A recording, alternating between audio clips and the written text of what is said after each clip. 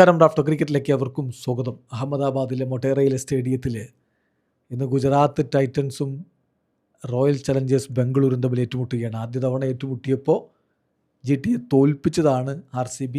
ഇപ്പോൾ ആരും ഭയക്കുന്ന ഫോമിൽ നിൽക്കുന്ന ടീമാണ്. GTയെ സംബന്ധിച്ചിടത്തോളം കാര്യങ്ങൾ അത്ര എളുപ്പമല്ല. അവർക്ക് പരിഹാരം കാണാനായിട്ട് കുറേ കാര്യങ്ങളുണ്ട്.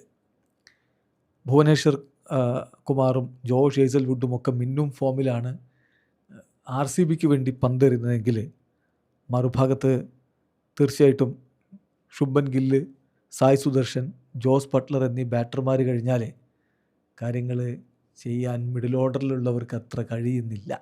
ഈ 3 ബാറ്റർമാർ ചേർന്നാണ് 70% റൺസ് GTക്ക് വേണ്ടി സ്കോർ ചെയ്തിട്ടുള്ളത്. അപ്പോൾ മിന്നും ഫോമിലുള്ള ജോഷ് ഹേസൽവുഡും ഭുവനേശ്വർ കുമാറും കൃണാൽ പാണ്ഡ്യയും ഒക്കെ പന്തെറിയുമ്പോൾ ഇവരല്ലാത്ത GT ബാറ്റർമാർ എന്ത് ചെയ്യും എന്നുള്ളതാണ് കണ്ടറിയേണ്ടത്. ചില മാറ്റങ്ങൾ ഇപ്പോൾ കഴിഞ്ഞ കളിയിലൊക്കെ അവർ വരുത്തി ജെയ്സൺ ഹോൾഡറെ സ്ക്വാഡിലേക്ക് കൊണ്ടുവന്നു. ലോവർ മിഡിൽ ഓർഡറിനൊക്കെ ശക്തി പകരാൻ വേണ്ടിയിട്ടാണ്. അതൊക്കെ എത്രത്തോളം ഇന്ന് വർക്ക് ചെയ്യുന്നുള്ളത് കണ്ടറിയണം. അതോടൊപ്പം തന്നെ മികച്ച ഫോമിലാണല്ലോ RCBയുടെ ബാറ്റർമാരുള്ളത്.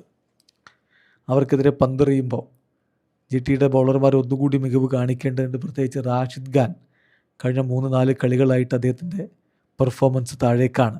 അദ്ദേഹത്തിൻ്റെ കഴിഞ്ഞ 5 ഇന്നിങ്സുകളിലെ ബൗളിംഗ് ഒന്ന് നോക്കിയാൽ മതി.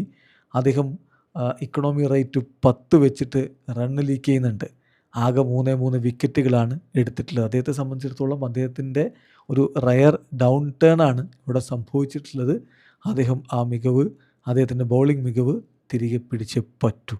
സോ അങ്ങനെയൊക്കെയുള്ള കുറച്ച് ചോദ്യങ്ങൾ അവരുടെ മുന്നിൽ, GTയുടെ മുന്നിലുണ്ട്. അതേസമയം RCBയെ സംബന്ധിച്ചിടത്തോളം ഫിൽ സാൾട്ടിൻ്റെ ഫിറ്റ്നസ് മാത്രമാണ് അവർക്കൊരു ആശങ്കയുള്ളത്. അദ്ദേഹം റെഡി ആണ് എന്ന തരത്തിൽ ഇപ്പോഴും വ്യക്തതയൊന്നുമില്ല. ഇഫ് ഈസ് റെഡി, തീർച്ചയായിട്ടും അദ്ദേഹം ജേക്കബ് ബത്തലിന് പകരം പ്ലേയിങ് ലെവലിലേക്ക് വരും. മറ്റു മാറ്റങ്ങൾ ഉണ്ടാവില്ല. അപ്പോൾ നമ്മൾ ആദ്യം GTയുടെ പ്രോബബിൾ 12 നോക്കുകയാണ്. ഇപ്പോൾ GT ഇപ്പോൾ കഴിഞ്ഞ കളിയിൽ Ashok ശർമ്മയെയും Prasidh കൃഷ്ണയെയും കളിപ്പിച്ചിട്ടുണ്ടായിരുന്നില്ല.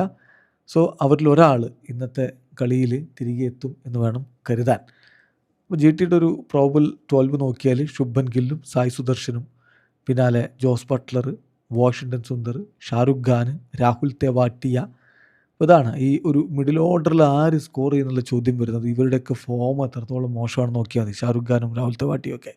Then Jason Holder at number 7, Rashid Khan at number 8, Kagiso Rabada, Mohammed Siraj, Manoj സുഥാർ.